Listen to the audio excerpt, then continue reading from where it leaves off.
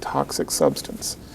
And just like you were saying, the bisphenol, highly toxic, created so many symptoms that when that man was relieved of that toxic burden and those tissues and things were supported and you restored health, what did they see? Vitiligo in the man, I think, went away. Yeah. Type 1 diabetic. And type symptom. 1. Type 1, not type 2. That's a nasty one. Yeah. Type 2 is dealable. Type 1, I couldn't believe the story of almost type nobody 1. says that. Nobody says that you can get a type 1. Right. You know, but again, it's just like if you have things that are interfering with the machinery of your body, it should make sense that you'd want to eliminate those things. Absolutely. And that's really, at its core, what biological medicine is all about, is specializing in the entire body, understanding how the entire body is hooked together and how it all interrelates. Otherwise, you're just going to be trying to fix the body from your piece of the puzzle. You're going to be chasing the next antibiotic, the next antiviral, and you go, but Dr. Jernigan, you don't understand. This is a deadly one.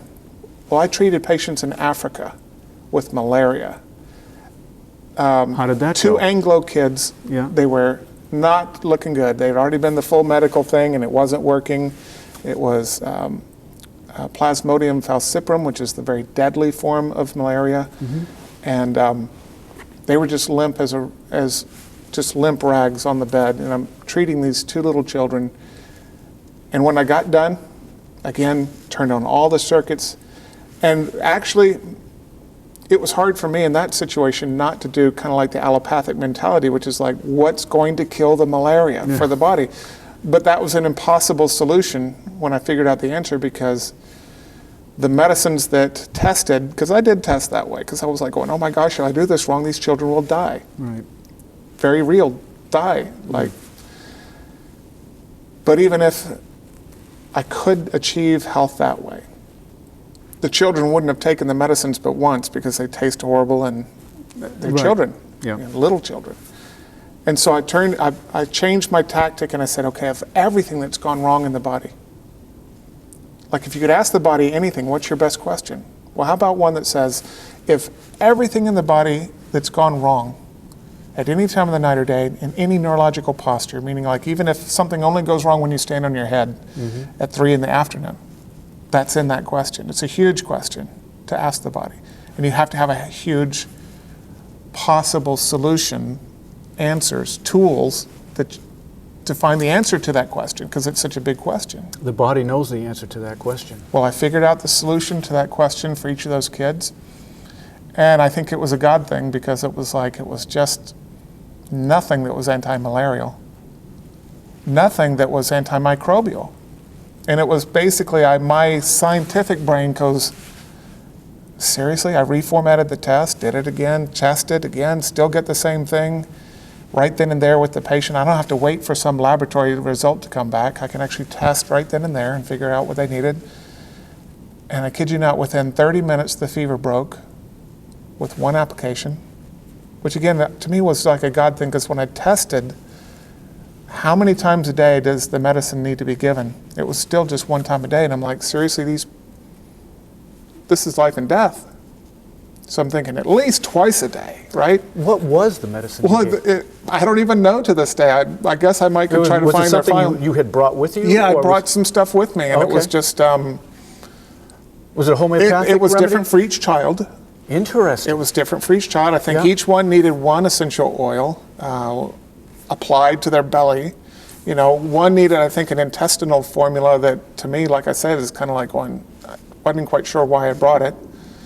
We just mixed whatever it wasn't that glorious. It wasn't like, oh my gosh, this is going to cure you. Within 3 hours, they were running around the house like that was normal kids. And they continued living there for another 2 years, and they moved from there to Brazil. And no more recurrence. And it was just phenomenal. And the chief medical doctor in Ghana, where I was at, said, would you treat me? Would you treat my wife? Will you come to the hospital and treat some of my patients? Because it was just that dramatic. Did you end up going out to his house, or what happened? Yes, actually I did, and so I did treat them, and I got to treat some really exotic, cool things in Africa. But again, so I say this story, and I've seen it so many times where it's just like, when you're able to have this energetic communication and conversation with the body, you can quit guessing so much and figure out exactly what your specific body needs. And you can know you're not going to overreact to it. You know you're not going to be sensitive to it. You're not going to be allergic to the medicines, the treatments, things like that, before you've ever put it in your body. Amazing. So we're able to work in this completely joyful state instead of the dour and the sour medical, straight, no heart medicine kind of thing. How many patients a week or a year, or how many patients have you treated, and how many do you usually see? Well, we've treated just over 10,000. Okay. And in the 20 years, and again, we're not trying to be a high volume practice. I get that. We're trying to be high quality, so we can't take that many. Like all of the patients will be with the doctor an hour a day. Now, most doctors right there would say, "What are you doing for an hour?" I guarantee you I'm not sitting behind some desk with a lab jacket on looking at lab tests and jockeying your doses. Another key to health and healing is using the right tool for the job at the right time. Yeah. Like you had said earlier, it's like a combination. Yes. Well, I say it's like a combination lock on a bank vault with $1 million sitting behind the door. I can give you all the right numbers to the bank vault, but in the wrong order, and you're not likely ever going to be able to get that door open. Yes, you can have the $1 million if you could put everything in the right sequence. And that's very often what is missing. You're doing all the right things, maybe. Well, not really all. Well, you've got the numbers. But it's the pieces of the puzzle that you do have, right, but you don't know how they fit together. Right. You have to have that combination of treatments. You're using physical means. You're using electromagnetic devices. You're using good old-fashioned nutrition and botanical medicines, and you're looking at the eyes, you're looking at the tongue. I was at a medical conference, and this doctor walks up and he goes, "Oh, hi, Dr. Jernigan, I'm really great, and I'm glad to meet you." And he goes, "I've been really sick." I was like, "Yeah, your intestines are a mess." And he's like, "How did you do that?" And it was kind of funny because it was just like, I was completely correct. He had like a major colitis type thing going on. Oh. But he had these really pale, light blue eyes that you could actually, just even in this distance, I could see his intestine reflected into the eye of the iris, or the iris of the eye, and I could see that it was all inflamed and all spastic, so I could already tell him just in the first 5 seconds of meeting him that this was going on. And wow. Yeah, it's really cool because there is so much that a doctor can perceive without even doing bioresonance scanning. Just by looking. Yeah. We talked about that in at the conference, just the ability to look in somebody's eyes and see what's going on there. What did the eyes look like? What does the tongue look like? And that's a big indicator. I mean, when was the last time your doctor, well, besides they take the stick and go say, ah, and look in your throat, they do that, or well, they have their assistant do it.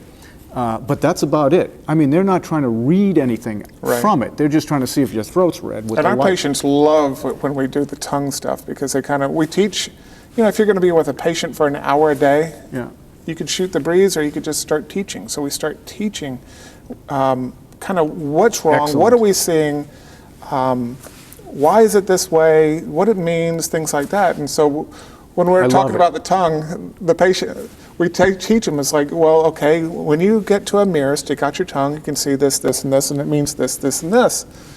And the patients almost always come back saying how that they were at the dinner table at their family, and there was like 10 people all sticking their tongues out at each other. Cool. Trying to see what they can see, and it's just pretty phenomenal. Isn't that great? I mean, the thing is, you can get excited over your health. It's catchy. Once you realize these things and you learn a few things, I know a little knowledge is dangerous, but nonetheless, once you understand what healthy looks like, then you can't hardly stop running off at the mouth and talking about it. It's really interesting, isn't it? Yeah, but it makes it kind of hard because it's like once you get used to the type of care that we can offer, it's so rare that you can hardly find it out there, and people are sometimes upset with us that we haven't spread the knowledge more than we have. But it's like, seriously, I've been a practicing doctor. I mean, not everybody's meant to just go out there and do seminars and train thousands and thousands. And And the thing I've seen is very often people take a weekend workshop, doctors will, and they'll go back and say, oh, I do that Jernigan thing. And I'm like, you took a weekend workshop? No, you know, it's so You learned big. something, yes. It's so big, and that's what biological medicine is. It's so big, and you know, doctors, you know, there have been days, to be honest, where I kind of go, I could have been a regular chiropractor. Like, I could have just said, what's wrong with your spine? That seems, not to diminish it, but I'm just saying compared to being responsible for knowing everything that affects a human being in its entirety, the body, mind, and spirit completely. Right. And being able to guide people to their own truths, to let go of the unforgiveness, to be able to do all this, it just takes a lot more effort than just saying, hello, Mrs. Smith, lay down on the table. Exactly. 2.5 minutes, 7 minutes if it took a long time. You know, we're actually there and digging down, trying to understand, right, as if that's my daughter on the table when it was yours, let's say. Yeah. You know, and if what I do doesn't seem to get the effect I want, then I have to have another way to come after it. Yep. Not just say, oh, sorry, Mrs. Smith, or whatever. There's nothing else that can be done for you. I'm like going, really? That just usually, when medical doctors say that, in my experience, that just generally means that insurance won't pay for anything else. Because there's usually a lot more that can be done for these people. Exactly. And so the proof is in the pudding, though. You know, I talk to people from all over the world for phone consults sometimes about whether or not they should come to the center. And, you know, they're just on the fence. I don't know if I should come, but nothing has worked. And I'm like, well, do nothing is not a good option. The do nothing is what you see in Africa when things get horrible. I mean, the things in Africa are just, you know, because they go full term, you know, without seeing a doctor, it gets really out of control. So do nothing's not a good option, and doing the same thing's not a good option. Hey, try what biological medicine philosophy does, Right. and you just might get something different.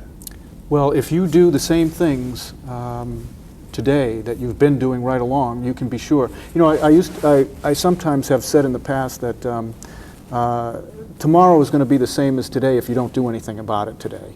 And but I was wrong. Really, it should be, if you don't do something today, tomorrow is going to be worse.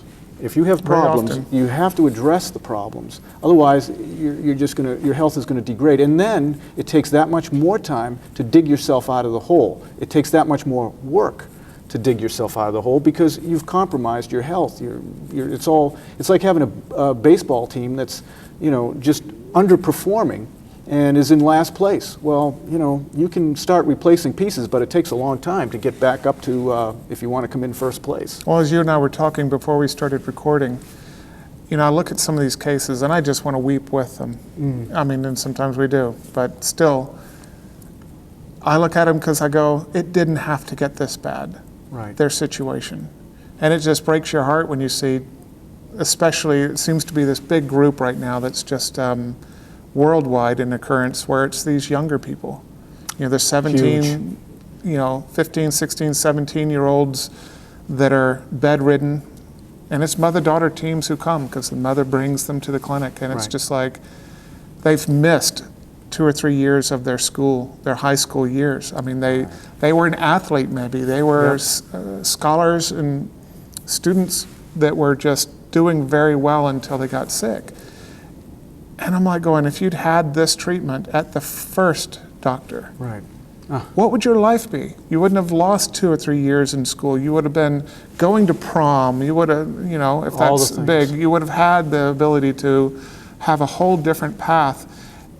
And people might look at me and say, well, how do you know, Dr. Jernigan, that you could have turned it around?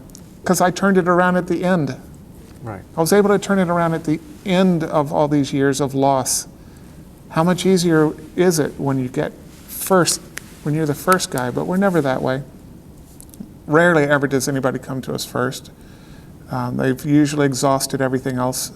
Right. And so tell us how somebody can get in touch with the clinic. What's the waiting time? And give that kind of information. Well- the process of becoming your website, the process of becoming a patient, and so forth. Okay. Well, you can call our clinic at 316-686-5900 and talk to Kara. She's just a beautiful asset to the clinic because of the fact that she was a patient that was down to, I think, 87 pounds, hospitalized, almost on deathbed. Wow. So she's been that full gamut. Just there, talk about the perfect person to be your frontline person to help people understand the difference of what we do versus what's done out there, and to give people hope is somebody who's actually been through our system and came out the other side wonderfully healthy.